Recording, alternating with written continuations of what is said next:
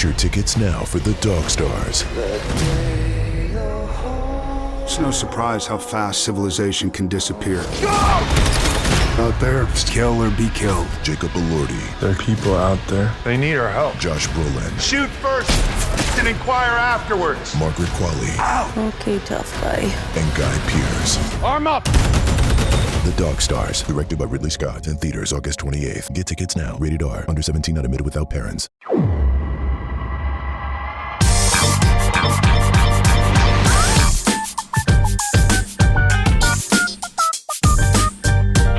Welcome into this week's episode of the Show Before the Show podcast, the official podcast of minor league baseball. Mid-August has arrived. Minor league postseason races heating up, and a whole bunch of other stuff is on the docket today. Tyler Mon, Sam Dykstra in New York City. Sam, how are you, dude? What's going on? I am good. It is just me today. Our own Benjamin Hill is wrapping up the Cape Cod League. I can't wait to hear his reports. He apparently became a Harwich. Well, it used to be the Harwich Mariners. I think it's still the Harwich Mariners, but the team in Harwich. He became a big fan along with his son, and they ended up winning the championship. So Ben is, you can say he jumped on the bandwagon there a little bit, but there's nothing wrong with that. We take Cape League fans however we can find them. So he is off on vacation. We will get his report on Cape League and just general vacation this next week, but it's just me and you this week, Tyler. They are indeed the Harwich Mariners, and they are indeed champions of the Cape League. They took down is it Bourne, or is there a weird New England? Nope, that one's just straight down the middle. Just Bourne. Okay, they beat Bourne 4-2. Well, like there's a town in Texas, Boerne, and that's Bernie. What? You never can be too sure with these names, But big congratulations to the Harwich Mariners for winning the Cape Cod League crown. It is kind of crazy, man. Like, we're getting into that time of year. Mexican League playoffs are getting set to start pretty soon. We're narrowing down playoff fields in Japan and Korea and Taiwan. And it's obviously big league and minor league postseason races are heating up, especially in the minor leagues. And we're getting there. It's wild. We always get to April and we're like, can't believe the offseason's over. That's crazy. And then, or it's felt like the offseason has taken a decade. And then, 5 minutes later, it's mid-August. Yeah, I know.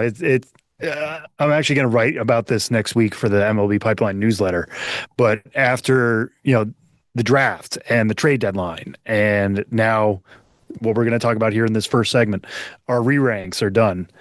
You kind of look at it and you're like, what's left? And it's like baseball. Baseball is left. And there's still weeks of it to be played. And as much as you think like, okay, well, now we just basically in some cases in the minor leagues, we just find out how everybody ends the year and, what their final numbers will be. But I still look at some of these races. It feels like every day I look up and it's like the Tigers might actually make the playoffs.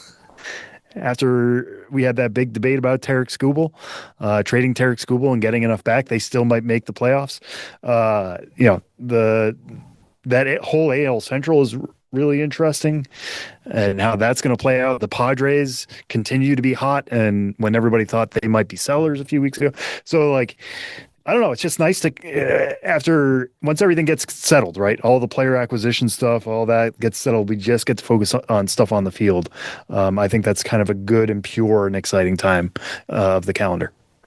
All right, Sam, well, let's dive into some of our big news items for this week's episode of the Show Before the Show. And we're going to kick things off on field, where you guys have been evaluating where systems stand at this stage of this 2026 campaign, post-trade deadline, and all the rest. So we've got some prospect re-ranks dropping today. We're recording on the 13th. So if you are tuned into this Friday, the 14th of August, or through the weekend, you can go check out the re-ranks at MLB Pipeline. Give us the lowdown on what's standing out about this late season re-rank. Yeah, so this is our re-rank where we incorporate draft picks into all the top 30s, into the top 100, into the top 10 positional races or ranks. And And so that's the big ticket item, right? If you were following the draft at all closely, you were probably going to be interested to find out where your draft picks rank within your favorite farm system.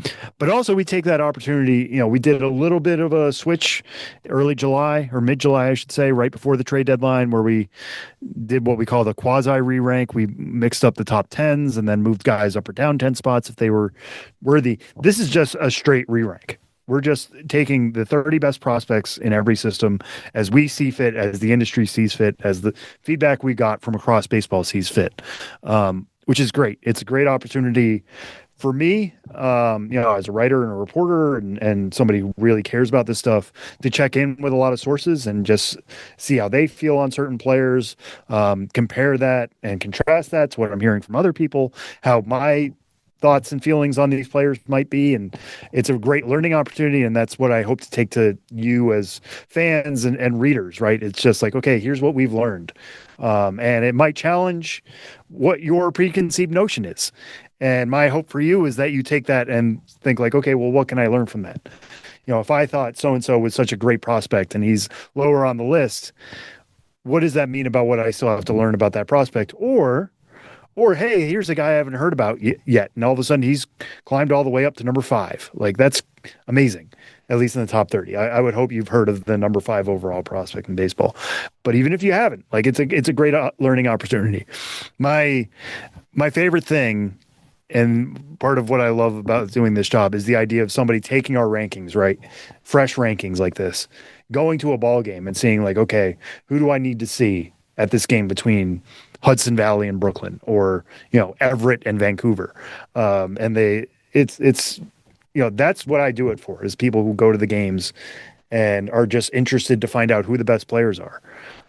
So with that in mind, now that we've incorporated the draft picks and we've redone the top 100, I'll just read off to you quick our top 10 overall prospects as they stand right now in August 2026. Number 1, no surprise here, Jesus Madej continues to hold on to the number 1 spot, 19-year-old shortstop, Milwaukee Brewers organization, continuing to do well at AA Biloxi at just 9 years old. Number 2, Leo DeVries, athletic shortstop, another 19-year-old at AA. Those two guys have been pretty much paired all year long, and it's tough to look at them both, and I know their numbers haven't been like super stellar. You might think like, oh, the top 2 prospects in baseball should have some dominance, but considering their age, considering what their skills are currently, considering where we think they can still go, and the fact that they are playing a premium position on the field, that's really promising for our projection for those 2 players moving forward. Number 3 is Franklin Arias, shortstop of the Boston Red Sox organization. Not the last time we'll be talking about the Red Sox today. Arias is already up at AAA now, has really enjoyed a big power breakout in this season, in his age 20 season.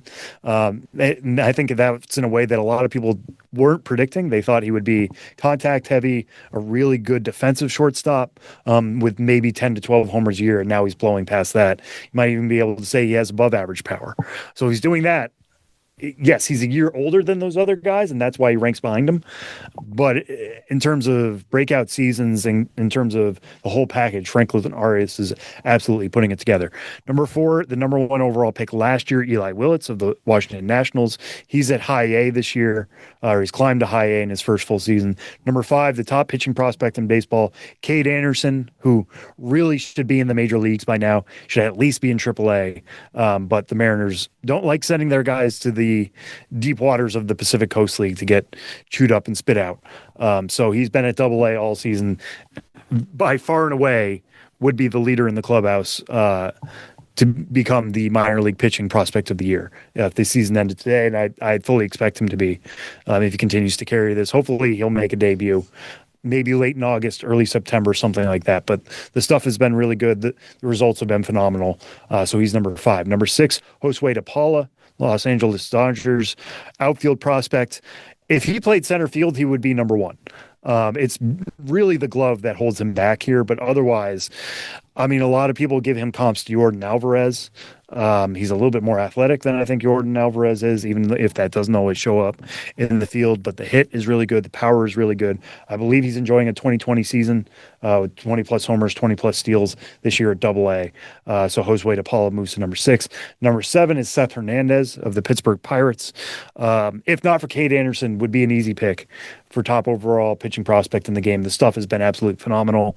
Upper 90s fastball, really, really good changeup. You could certainly make the case that that's the best changeup in the minor leagues. And then he's got a couple of promising breakers that have taken nice steps forward in his first full year. Number 8 is Ryan Sloan of the Seattle Mariners. So the Mariners have 2 pitching prospects in the top 8 here. Sloan has been pretty aggressively sent to Double-A all year, really showing some flashes there with some good breaking pitches. Number 9 is Sebastian Walcott, who we've talked about on the show. Texas Rangers shortstop, also has some time at third base. Had Tommy John surgery, or elbow surgery, I should say, that people thought would knock him out for the entire year. He ended up coming back in July at Double-A Frisco.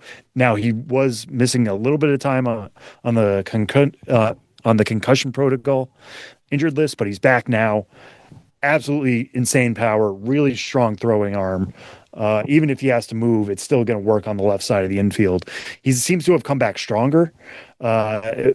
With Double-A Frisco, we talked about this a few weeks ago, just how hot he's been and how good he looks in terms of his swings. Like, it's really, really pretty from the right side. So he goes to number 9. And then number 10 is our first draft pick. It's Grady Emerson of the Tampa Bay Rays, who slides above Rock Chalowski, who's the number 1 overall pick. Rock Chalowski goes to 11, and above Theo Gillen, who's another Tampa Bay Rays prospect who's enjoying a breakout year at High A and Double-A this year, really showing off power ahead of schedule. He's at number 12. But Grady Emerson, the number 1 draft prospect on our list, going into that process, remains the number 1 guy here just because the upside is really, really good coming out of high school. It's potential plus to plus hit tool. The power, Tyler, you've seen it in Home Run Derby X environments. I saw it in the high school Home Run Derby competition a year ago in which he was the runner-up. It's mostly plays in BP right now, but like if he concentrates on getting it into games, you could be looking at a guy who's hitting 280, 290 with 20 to 30 home runs a year and plays a really, really good shortstop. Obviously, that's incredibly valuable. So Grady Emerson, number 10. Won't go through the rest of the list. We're not going to turn this into the top 100 reveal show, but that's the top 12 anyways. And it's just fun to incorporate some of these draft guys because you talk all spring and summer about Rock Chalowski and Grady Emerson and Von Lackey and how good of prospects they are. Now let's see how they measure up against the guys who are currently doing it in the minor leagues. Turns out they hold up pretty good. Are they top 5 yet? No. But like Eli Willits a year ago was kind of mentioned the same way Grady Emerson is now. I think Emerson has more power than Willits does, but Willits has proven it at single A and high A, and that's why he slides in at number 4. And if Grady Emerson has a year like Eli Willits has right now, we're talking about him as an absolute top 5 overall prospect a year from now as well. All right, Sam.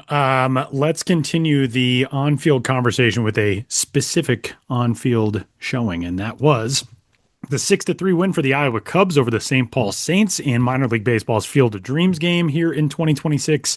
Throwback unis and a AAA contest for the first time at the Field of Dreams here in this campaign before tonight's game between the Phillies and the Twins at the ballpark at Dyersville, Iowa. Give us some of the highlights from this 2026 edition. Yeah, I mean, Tyler, you went, right? You've been before. I have been to the Field of Dreams. Site. It was way before all of the development. It was right after the Tim Anderson walk-off home run for the White Sox. I did go out to Dyersville. My dad and I made a trip, and it was amazing. So I haven't seen all of the new development since then, but yeah, I mean, what a cool place. It is a very cool place, and I highly recommend anybody go. Not only just for minor league games or major league games that happen in Dyersville, but just for the experience. It's an ocean of corn. Like, it's the best way to explain it. It's just, if you're somebody who's come from the Northeast or Tyler from, the mountains, you don't get something like that. It's really eye-opening just to drive there and make all those twists and turns and just realize like, no, this corn is just surrounding us at all times. It looks exactly as it appears on TV. Like those are not TV tricks. But I also bring that up because some of the games that we've seen, including that Tim Anderson walk-off from a few years ago, Tim Anderson back in the news because he's retiring now. And I think that's going to be the highlight that I forever associate with him, is that home run, that walk-off home run he hit against the Yankees, and like the paintings that have been done of that and pictures that have been taken about it and how often the highlight gets played. But also, that place seems pretty hitter-friendly. And I don't know if it's because, the backdrop is just the cornfield. Like there's not a lot of doodads. There's a scoreboard, a manual scoreboard. There's, a batter's eye of some sort. But the ball just seems to travel. Like if you get it in the air, it just keeps going and going and going. And I bring that up because this 6-3 Iowa win that you brought up, in total, between the two teams, there were 5 home runs. So there were 9 runs scored, and there were 5 home runs. 3 of them came in 1 inning for the Iowa Cubs. Ben Cowles and went back-to-back in the 5th inning, and then B.J. Murray added another one later. So that was really interesting to see that the long ball ruled the day there in Dyersville. A couple of the top prospects got to show out a little bit. Walker Jenkins went 1 for 3 with a walk. Emmanuel Rodriguez reached on a walk, but finished 0 for 3 in his return from the injured list. We didn't get Kalen Culpepper because he was called up earlier by the Twins. But Owen Ayers was in that game as well for the Iowa Cubs. He went 0 for 3 with a walk. A lot of 0 for 3s with a walk in terms of how things kind of showed out here. But, kudos to the starting pitchers. Jordan Wicks gave up 2 runs, only 1 earned on 2 hits and a walk over 2 strikeouts. He ends up getting the win for Iowa. Kenji Rojas, who has been up with the Twins at times this year, he pitched 4 innings, only gave up 1 run. It was earned on 3 hits and a walk and 1 strikeout. So not a ton of strikeouts in this game, a lot of balls in play. But, that meant more action, and it meant some home runs as well. It mentioned Walker Jenkins. He also stole 2 bags. I think he was somebody who absolutely knew that he was on a little bit of a pedestal, right? Because he's one of the top prospects in baseball. He was leading off for St. Paul. There's a lot of questions of like, will he be called up to the Twins before the end of the year, just because they are absolutely in it? And you throw him in an outfield with Byron Buxton, and that's supremely exciting, no matter who ends up playing center field. I'm sure it's going to be Buxton and Jenkins moves to a corner, but just the thought is super, super exciting. For a day, we got to see Walker Jenkins play in the corn. Not in a win, unfortunately for him and the Saints, but Iowa comes away, and it kind of felt appropriate. Not that I'm, trying to pick sides here or pick favorites, but Iowa winning at the game in Iowa, that's kind of how it should be, isn't it? Yeah, that's pretty cool for Iowa to get to celebrate that. There are other teams, obviously, in the state of Iowa, but that's the only one that calls itself Iowa. So pretty cool for the iCubs to get that win, and a big congrats to them. And all right, Sam, before we head to our conversation on this week's episode, we have an off the field news item that will be an on the field news story. And that is from the AAA International League, where the Scranton Wilkes-Barre Rail Riders will be no more, at least under that name. Scranton Wilkes-Barre is going to go with a new name in 2027 and beyond. This is sort of surprising, if only because it doesn't feel like Rail Riders has been the name for that long. 2013, which is actually longer than I probably would have guessed, but that's because time passes at different stages, different speeds at different stages in life. I wouldn't have guessed it's been around almost 15 years. But new identity in the northeastern quadrant of Pennsylvania, and something that I didn't see coming necessarily. Yeah, I mean, this was something that just felt like it had been around both a short time and a while. Very much an established brand on the minor league landscape. So when the team announced this, I feel like, Tyler, I mean, we've been doing this a long time. You don't normally hear anymore that teams are like, hey, in season, we are rebranding this year. Yeah. Sometimes it'll happen in the offseason and they'll be like, oh, get in your thoughts of like what the team name should be. This was just like, hey, this is happening. Why do you think that was? I mean, my thought might be that they're kind of, come out to the ballpark and experience the Rail Riders one last time as the Rail Riders. But otherwise, I mean, what do you think about it? It is very interesting to do it mid-season, and you know, it's not from the news release itself. It just says the next chapter of pro baseball is on the horizon in northeastern Pennsylvania. Scranton Wilkes-Barre Rail Riders, the AAA affiliate of the New York Yankees, are excited to announce they will unveil a new identity ahead of the 2027 season, marking a new era in the franchise's nearly 4-decade history in the region. Of course, they used to be the Scranton Wilkes-Barre Yankees. They were the Red Barons before that. But they are a franchise. It doesn't like, you know, it's not, hey, here's a vote, name the team contest for fans, or we're taking submissions or anything like that. It's, we're going to do this. And later on in the release, quote, more information will be announced soon with plans for the full rebrand or the full brand unveiling in November. So there's already, you know, they've got this identity in place and ready to go here in the next few months.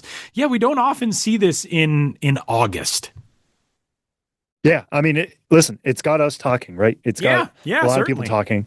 And the fact that they know, hey, it's going to be in November. Logo-vember is back, right? We can already start planning We're back, on that. folks. Logo-vember is back. It's going to be better than ever.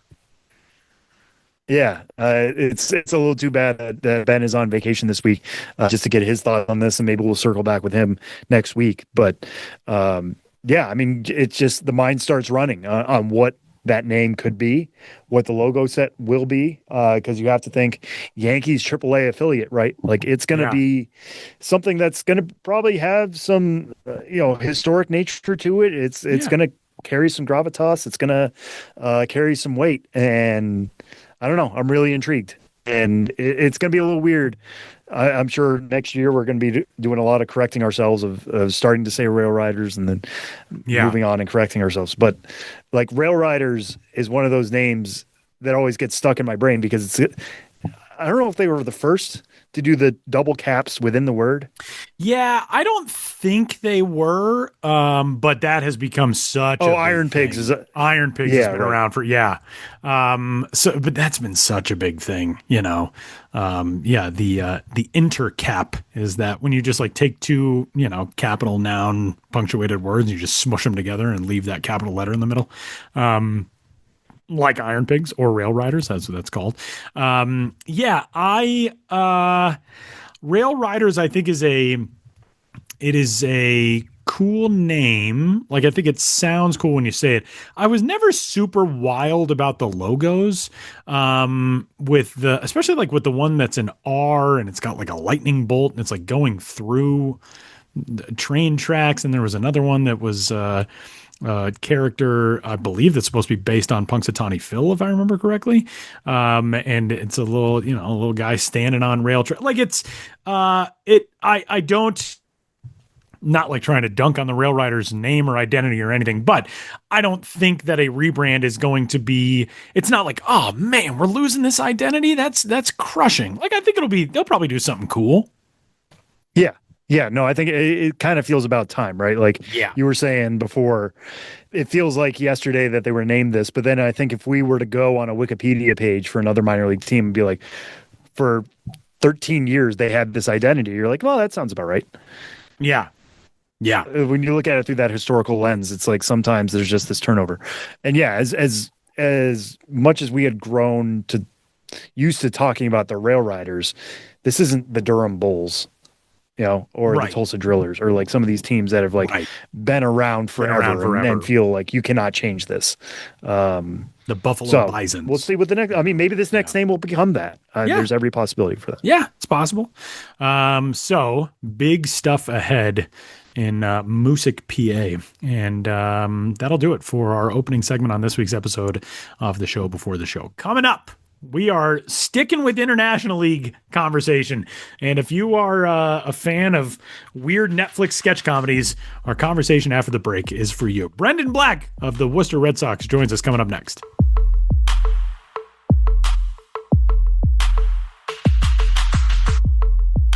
The new LinkedIn Hiring Pro can't undo your last hire, the no-show. who set you back because they didn't show up on day 1 or day 2 or ever again. And now your product launch is delayed because you're talking to alien abduction podcasters to track them down.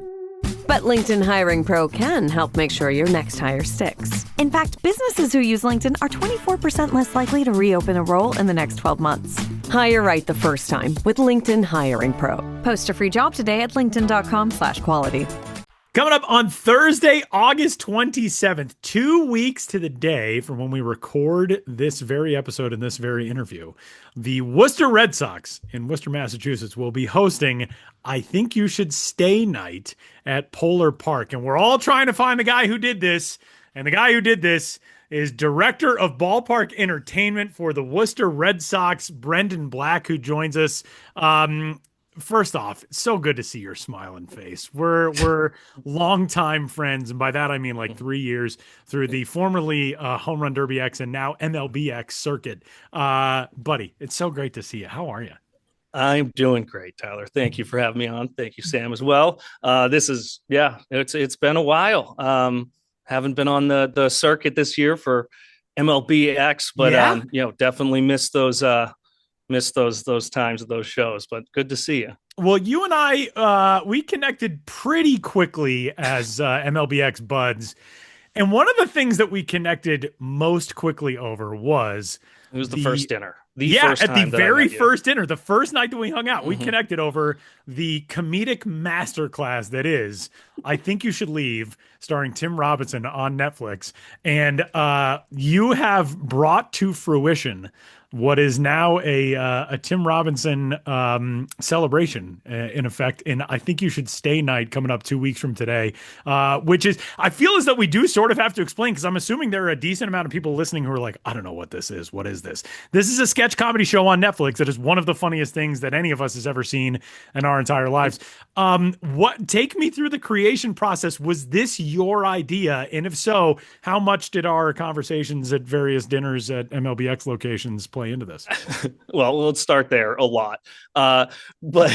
And I will say, whether or not you know the show, if you're on social media, you've likely seen clips of it, whether or not you know it. You know the show, even if you don't know that you know the show. Yeah, exactly. And so one of the things that, one of the best things about minor league baseball is how, wildly unserious we can be while being serious with our jobs and trying to figure out different ways to get different groups of people to the ballpark who haven't been to the ballpark before. And then also just taking chances at things that, hey, if it fails, it fails. Awesome. If it brings 5 more people into the ballpark, why not? So I think that's one of the things. And that's also, the Worcester Red Sox are a DBH club, a Diamond Baseball Holdings club, and they've been really kind of pushing on the teams and specifically on the marketing, game day experience, entertainment. Is this kind of basically ask for forgiveness later. Do it, and then we'll see what happens with it. And so it was DBH has been pushing kind of that attitude. You're saying. Yeah, to make it that's the best part about minor league baseball. Absolutely. Is all of a sudden seeing a clip that pops up on Sports Center or online, you're just like, what's happening? And they're stacking boxes on the field and doing dumb stuff like that. And for people in the position of being decision makers to recognize that and want to enhance that, I feel like it's very cool. Very cool. Yeah. And so I think in the spirit of that, so last year we kind of come up with the concept. When I say we, there are some other I Think You Should Leave fans in our office. We have our director of marketing, Steve Oliveira, a good guy to have on your side when it comes to launching something like this. Ryan Nesbitt, who is the senior director of our ticket sales, again, another good guy to have on your side. And then a bunch of the other, ticket sales guys, Tom Steiger, Joe Foley. So we've been talking about this for a while. We've been, throwing out these, quoting the show all the time in the office, and have been just kind of spitballing ideas over the past couple of seasons of what we would do on a I Think You Should, Leave night. And so I wasn't in the meeting, but Ryan brought it up again this year in one of their, they have their sales strategies meetings for, the ticket sales and everything. And so he brought it up to our team president, Dr. Charles Steinberg. He's a decorated, veteran of the game, been, an executive for 50 years in the game, or, in baseball for that long, worked for everyone from the Dodgers to the Red Sox, Padres. And he stops and he looks at Ryan and he goes like, "You're telling me we should tell our fans to leave?" And then we quickly realized that, okay, we need to rebrand the night. It's not "I think you should leave" night. It's "I think you should stay," which is a good call out. And from there we realized that, outside of, the fun little gimmicks and things that we can do, like, let's choose a night that we think people will enjoy it. And one of the best parts about the night that we chose is a Thursday night, and Thursday nights here during the summer at Polar Park are what we call 222, Deuces Wild, $2 hot dogs, $2 12-ounce beers, and $2 water. So you could get 55 hot dogs, 55 waters. So there's that was an easy one for us.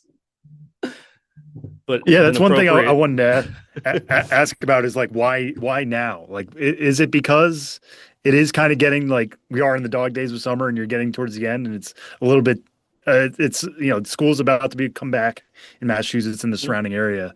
Yeah, this is kind of like the slap happy time of the season for minor league baseball. Just do things a little crazy. And like you said, I think that's exactly what it is. And like, again, if this brings 50 people into the ballpark that weren't going to be here before, like, that's a success. We haven't, I wouldn't say haven't put a ton of effort. I've put way too much time into it because it's just my favorite thing ever. But I think towards the end of the season, a Thursday, which is a good day for us in general, but it's one of our, last homestands right before we go into, our last homestand is in September. So yeah, it's our last opportunity before the kids are in school, before, parents and all that kind of stuff. So it couples on a night that people love to come to the ballpark for a good food deal, good beer deal.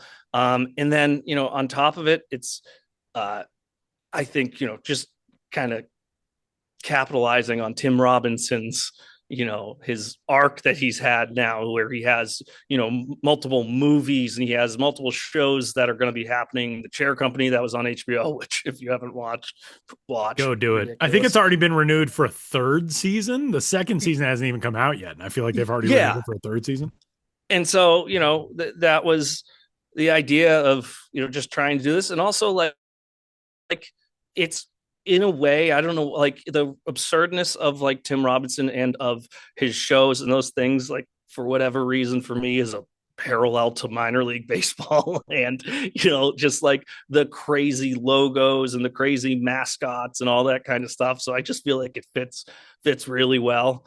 And we posted this, made we sell these hot dog hats, and we use the Brian sketch where he's in a courtroom and they're reading off the text messages that are being said about him, and he's in the jury or in the courtroom. I think he's part of the jury, but they're talking about him directly, but it's in the lawyer's voice. And so I put one of our hot dog hats on his head, and that like slowly started. It was actually the second post that I had done, but the social media team, who are awesome, they changed like the actual photo that you'll see as you're scrolling by to Tim Robinson's face, and that stopped a lot of people. It's a 19-second video, and I was looking at the numbers recently. So 50,000 or so views, which is solid for our page, but it's somewhere close to like almost like 70% or 75% of the views are unique people who haven't been to our page, who don't follow us. So I feel like that alone like kind of proved the point of like, hey, like, let's get people to the ballpark who haven't been here. And how many bits can you jam into one 9-inning game? Because like I went to Seinfeld night for the Brooklyn Cyclones nearby here, right down the way from me in Brooklyn, and every half inning was a new thing. But that's a show that has so many seasons and has, so much nostalgia for people. This is still fresh. It wasn't as big, but it is literally just all bits. So like, how much are you guys planning to shove into one game? Well, I would say that most people call, I think you should leave the Seinfeld of today, but that's certainly not true. But I think the one thing about, Seinfeld is, so much more, storyline based, where like, you have a bunch of jokes or whatever. Every single line that is in a Tim Robinson sketch can be used in a million different ways. Obviously, he likes to swear a lot in his show, so we have to kind of figure out which parts of those, but we've already been using some of them just as like real quick little sound effects. So there's a guy, I forget his name, his first name was Jacob, and anytime, like if he swung and missed, we played a clip. It was like, and Jacob doesn't touch it.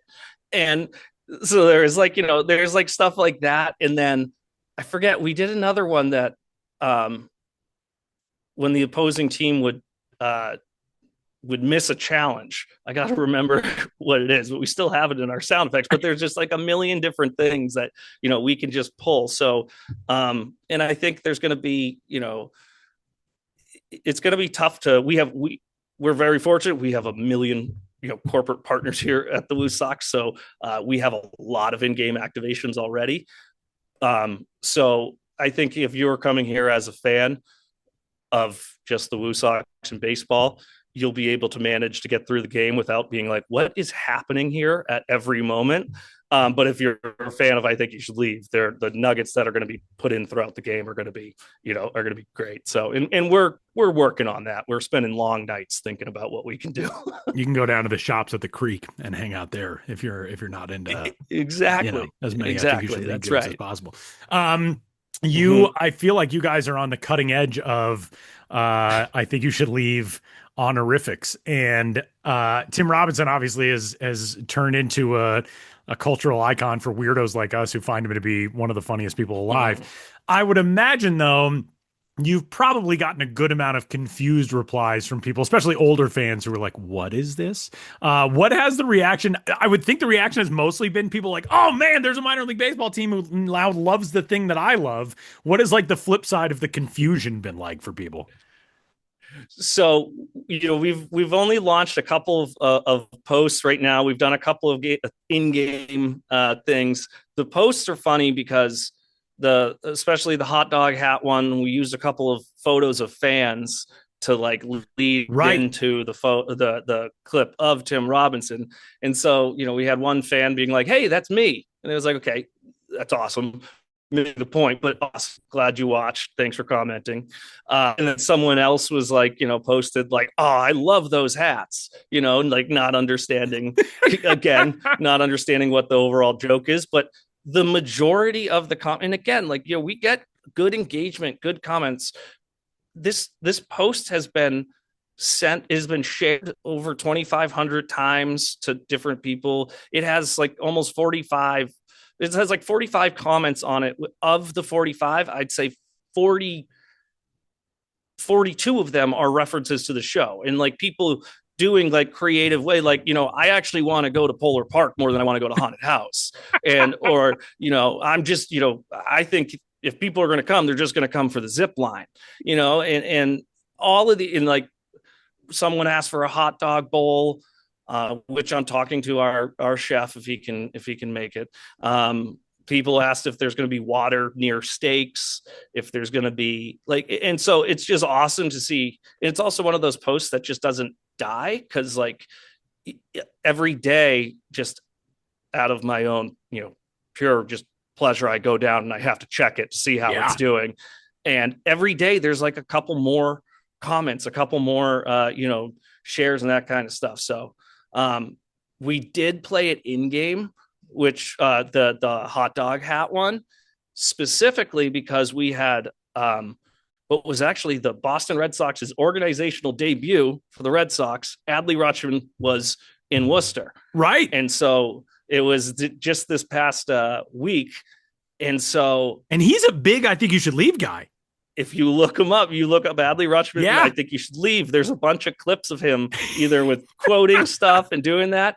So I was waiting for the right time during the in-game like run of show, and it just so happened we finished our promotions in between innings at the right time.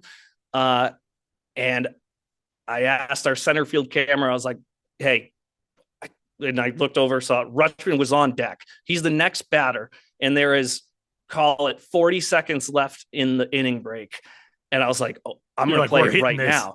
Where we have to. And so I had our center field camera zoom all the way in on him so that we could record his reaction, and then played it up there. And the way I play it like in game is I start with the theme song and end with the theme song. So it's like 2 cues for you to look up whether or not.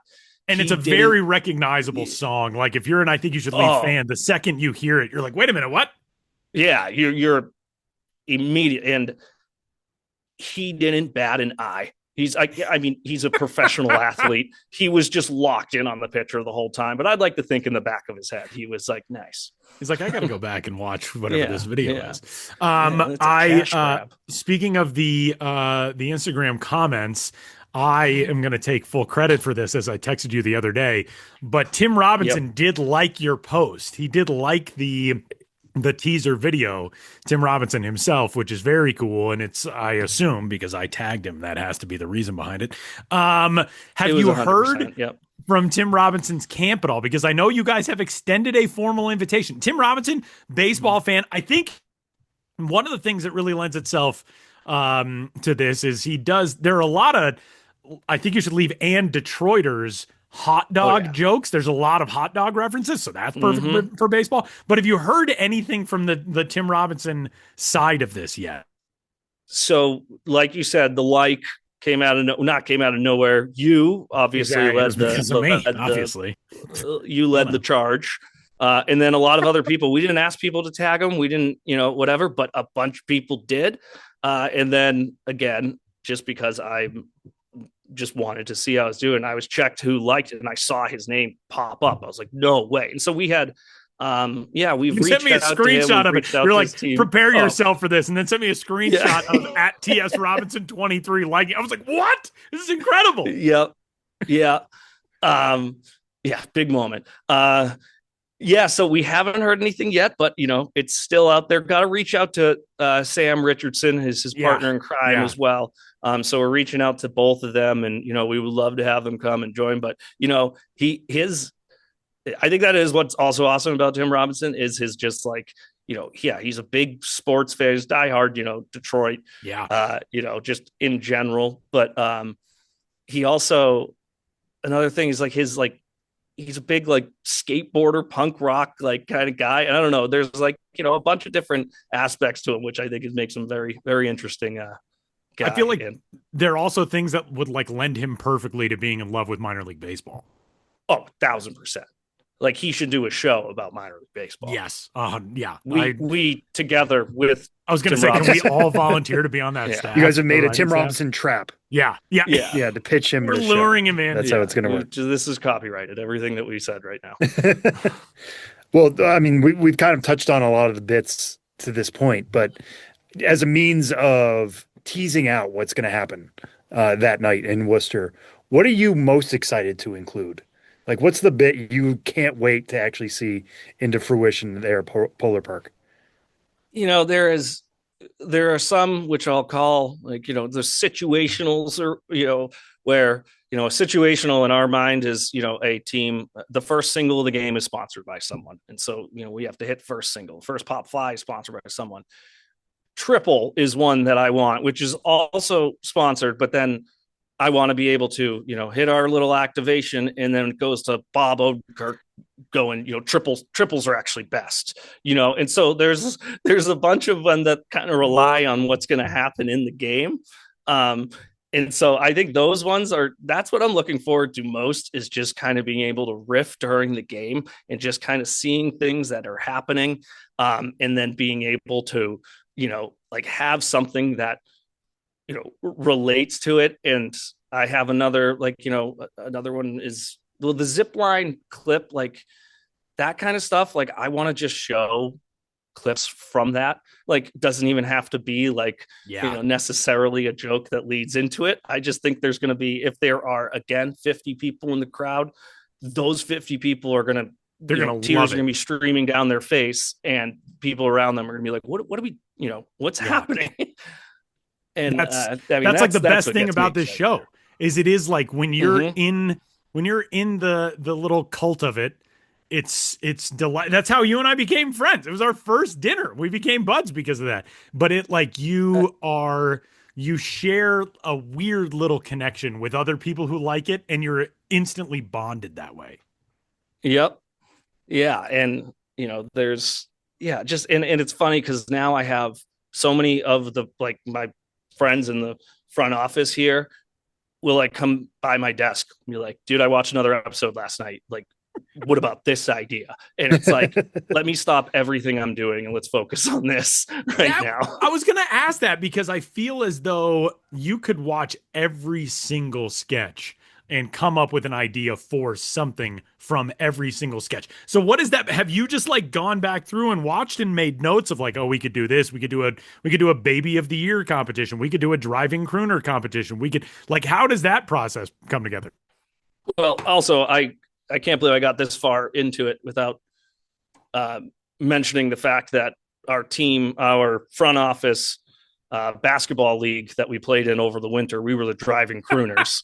And our graphic designer, Courtney Kousel, who does every single logo that we have in the park, all this stuff. She took time to make a customized driving crooners logo for us for our jersey. So that took way too long for that to come out. But so I have like a note, like just in my notes that I write down things, or when people come up to me and they're so like one of the big ones, because like once you watch an episode, there was like the calico cut pants, you gotta give. So we're gonna use that for the WooSox Foundation for people to donate. You gotta give. Steve Oliveira, our senior director of marketing, our VP marketing, I think. He created his own TC Tugger shirt that he's going to be wearing, and we think we're going to make a couple more of those that either we can give out to fans or we can just have a bunch of employees randomly wearing them. We also we want to I want to invite people to dress up as their favorite characters. And we get one person to dress up as a hot dog, it's a win.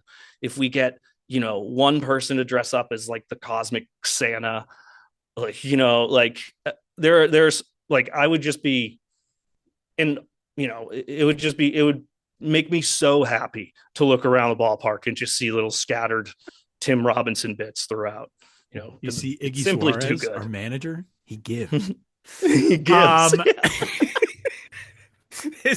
I'm so excited to see like the highlights from this night on August 27th at Polar Park, the home of the Worcester Red Sox. Before we get you out of here, Brendan Black, the director of Ballpark Entertainment for the WooSox. This has the potential, and of course, it's a little bit more of a cult hit show. We have not yet heard about a fourth season for I Think You Should Leave, which is a bummer because we're all craving it. Obviously, Tim Robinson has a lot of, projects, a lot of plates spinning at this time. But I think about this a lot through the context of Seinfeld night or other nights that have, Albuquerque's had Breaking Bad and Better Call Saul nights and the nights that honor these pop culture things, they kind of balloon into being different entities than just like, we're going to have one night, we're going to honor this. And the thing that I think is so great about I Think You Should Leave is there are a lot of different characters that you could be you could try to get Ruben Rasa out to the ballpark, the guy, I think it's a good idea and I stand by it. Or he'll be a part. You've got so many different ways that you can go with this. It's totally right. And I to launch it this year, I remember Ryan Nesbitt, again, our senior director of ticket sales, came up to my desk and he's like, we did it. And I was like, what? He's like, August 27th. And I was like, no, I think you should leave night. And he's like, I think you should leave night. And then also in this awesome crossover of minor league baseball type things, not only is it I Think You Should Leave night, but it just so happens that it's also backyard baseball night. Oh, it's just one of those things. So we're going to you'll see a giant Pablo Sanchez walking around the ballpark. And I think in a weird way, there is a lot of crossover between like the backyard baseball fans and I think you should leave. I think that age demo is like pretty much like, and so, they're going to have a backyard baseball, like gaming set, station set up and all that stuff. And so, I just hope that somewhere our wires don't get crossed, Make any friends? Not really. Brendan Black is the director of Ballpark Entertainment for the Worcester Red Sox, coming up on August 27th. I think you should stay at Polar Park in honor of I Think You Should Leave, Tim Robinson, Sam Richardson, all the rest. Dude, this is outstanding, and I can't wait to see all of the latest and greatest stuff for the next couple weeks as you start to get these things coming together. You're still working on some stuff, concessions, merch items, all the rest. But over these next 2 weeks, I'm really excited. I also hope that by the end of the night, you just put everybody's purchases on one credit card roulette result, and I hope that you have to pay it. I like this game. I hate that game. Awesome. Everyone knows I hate that game. Well, thank you very much, Tyler. Always good to see you, Sam. Nice to meet you, and thank you for having me on your show. And everyone get out to Polar Park for I Think You Should Stay. It's gonna be a fun one. Do it. If you're going to be anywhere within driving or walking distance of Worcester, Massachusetts, you better be there on the 27th. They got motorcycles. Oh, yeah, guys. 2 motorcycles with a little house in the middle? All right, we're going to do this the rest of the day. Perfect. If we don't stop right okay. Now. You're the greatest, man. Thanks, buddy. I will see you.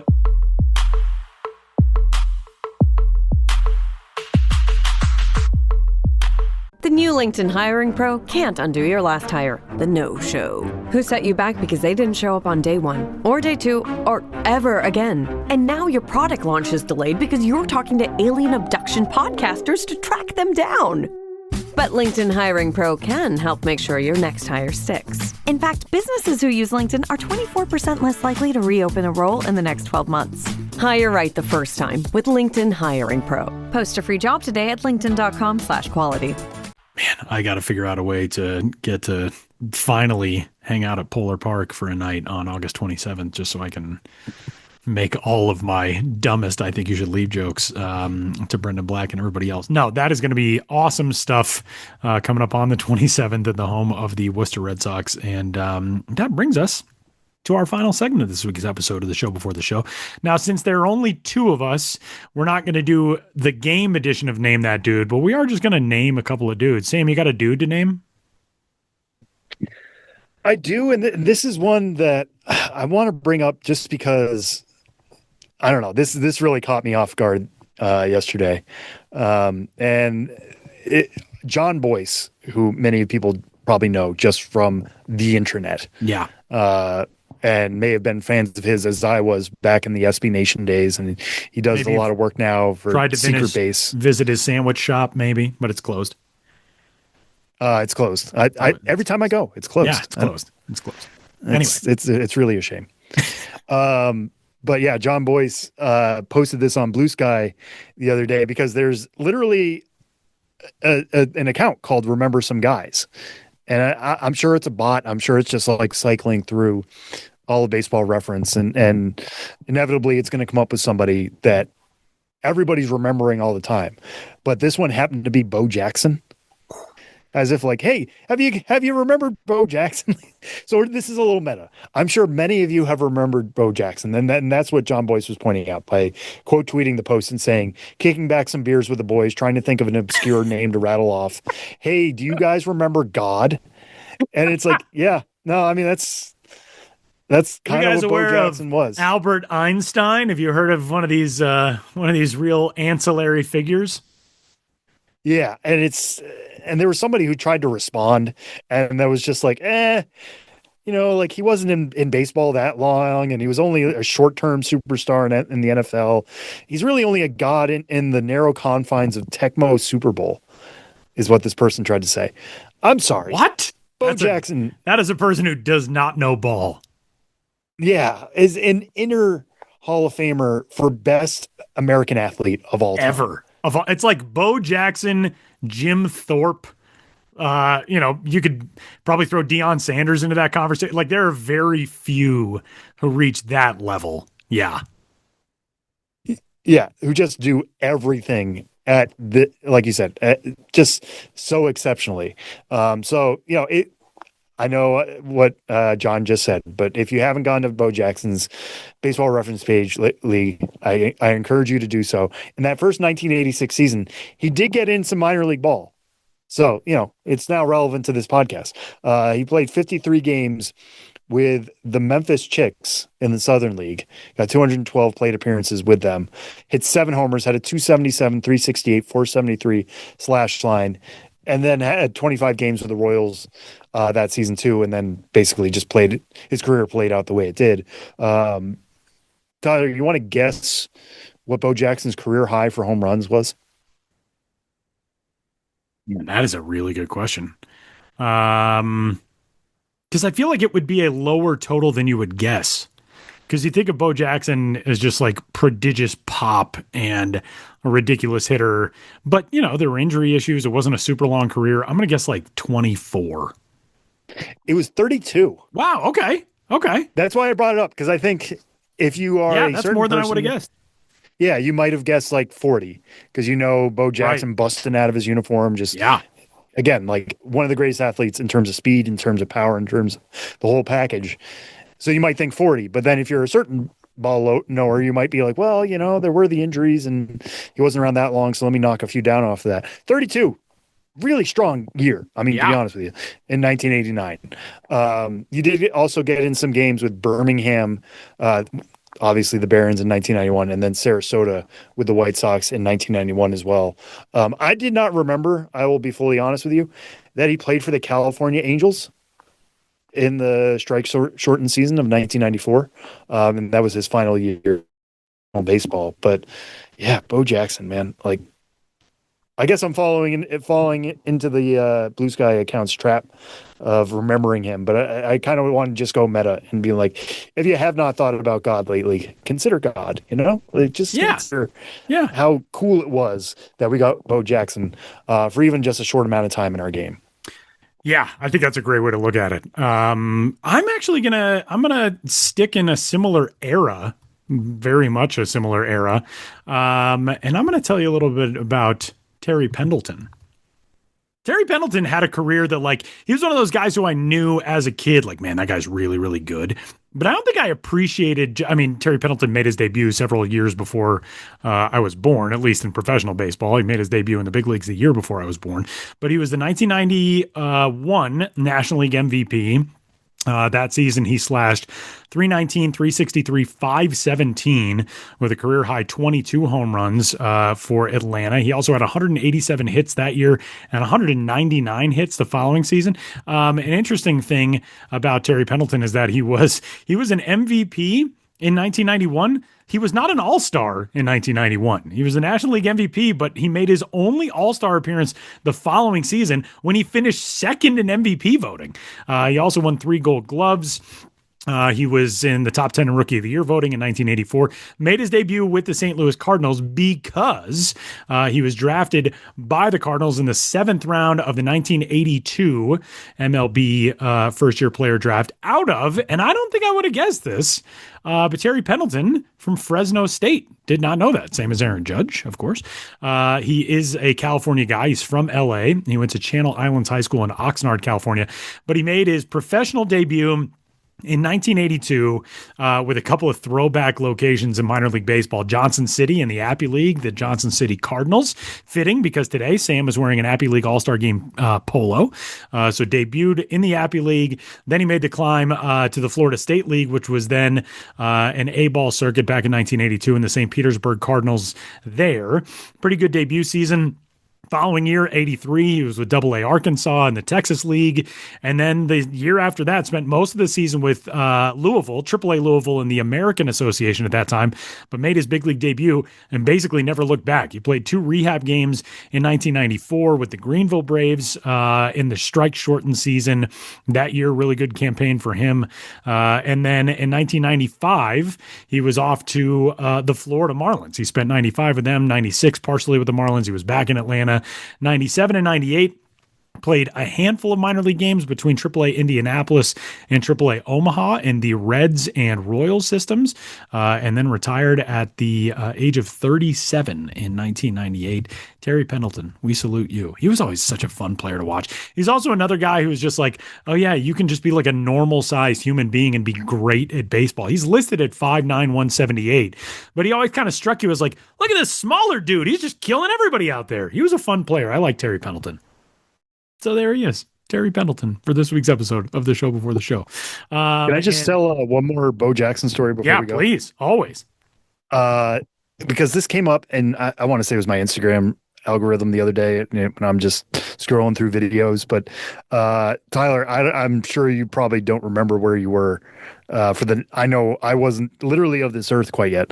But 1989, the All-Star game. Do you know this story? I don't know if I do, actually. So Bo Jackson and Wade Boggs, apparently there was a debate of like who should lead off that game. And it ends up being Bo Jackson and Wade Boggs batting second. And there was this clip of Wade Boggs saying, like, everybody around that time, the high five was still the thing to do. Like, it was such a cool thing. It's how you showed it. You were cool. You high fived everybody. Well, Bo and I came up with the idea of we're not going to high five. We're going to act like we missed the high five, and then we're going to hit each other on the shoulder and just tap each other on the shoulder. That's going to become our thing. So Bo Jackson leads off, and apparently Bo turns to Wade and says something along the lines of "Follow my lead." Bo Jackson hits a leadoff home run for the American League. Of course he does. Goes gonzo to center field. Is this a candlestick? This was at, you might be right. I have the box score up. Anaheim Stadium. Anaheim, yeah. One of the correct state. The random, cavernous California ballparks that existed at that time that were also hosting the NFL in addition to, yeah. Yeah, so Bo Jackson homers to center field. As we said, capable of hitting 30-plus bombs in the major leagues. Not a huge surprise. Wade Boggs coming up second. Now, I had you guess before Bo Jackson's career high for home runs. I'm not going to have you do that for Wade Boggs, but you want to guess in his all-star season of 1989, in which he was worth 8.4 Baseball Reference WAR, how many home runs Wade Boggs had that year? Holy cow, that's a good question. 38. It's either 38 or it's like 4. It's not even that. It's 3. You don't think of Wade Boggs at all as like, oh yeah, that guy, he was just swatting it out of the ballpark all the time. Although if you saw, there was a picture that he posted on social media a couple of days ago after announcing the completion of his cancer treatment, and he had no shirt on, and it was like, you're in your 60s, dude. You're almost 70 years old. How do you look like that? But yeah, I mean, he had like, a couple of pretty big pop seasons, but yeah, there wasn't. Wow, actually, now looking at his Baseball Reference page, he had 2 double-digit home run seasons. One of them was 11 home runs in 94 with the Yankees. One was 24 home runs in 87 with the Red Sox. Other than that, not a single double-digit home run season. Wow. Yeah, would not have guessed that. But this, I think, kind of proves the point, which I'm going to make, which I put him in that Ichiro bucket of like, if he wanted to hit home runs, he probably just could have. He wouldn't have any of these like 360 plus batting average seasons. Might not have gotten to 3,000 which, to be clear, hits. Yeah. Like we talk about, oh, well, we value things differently now. Maybe he would have changed the swing. Again, he was worth 8+ WAR for multiple years. Like this was a totally fine strategy for him to do because he was so dang good at hitting the ball. So even if you think about it like, oh, well, he needs power to play. No, he still found ways to be extremely valuable, even by modern standards. So Wade Boggs made the correct decision for his career. I'm not saying he should, but like if he wanted to hit 25 homers in a year, I'm sure he could have. It just required some changing of his other skills that wouldn't give us Wade Boggs, who we can have this debate all day long. He is at least in the conversation of best third baseman of all time, top 5, top 10, wherever you want to place him. But like he's in the conversation. So it was incredible though. Like Bo Jackson just being Bo Jackson, Wade Boggs being like, I can do that, and does. And it looked like they were chuckling together about it in the dugout afterwards. So on and on and on with the Bo Jackson legends, and we managed to wrangle in one other dude here into the final segment. Speaking of things that are shockingly older than like 15 years old, go watch the 30 for 30 on Bo Jackson. If you're a young sports fan, if you're somebody who's tuned into this podcast for a little while and you're, kind of learning about some dudes from Name That Dude, if you can find the Bo Jackson 30 for 30, it's one of the greatest that's ever been made in that series. It is outstanding stuff. And you know what else is outstanding stuff? Anytime you get to hang out with Sam Dykstra on the Show Before the Show podcast, that's outstanding stuff. And that's going to do it for this week's episode. For absentee Benjamin Hill, who is out cheering on Harwich Mariners title, and for Sam Dykstra himself, my name is Tyler Maughan. Thanks for hanging out with us. We'll catch you next week.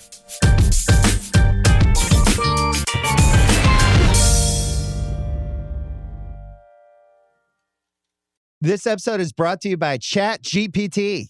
Hey, it's Bill Simmons from the Bill Simmons Podcast. Have you guys heard about ChatGPT work? It's the new way to use ChatGPT for bigger multi-step projects. And when you need more than just answers, give ChatGPT work access to your apps and files, and it can create real work documents like spreadsheets, slides, and structured reports. Get started at chatgpt.com by selecting work mode, available on Plus and Pro plans.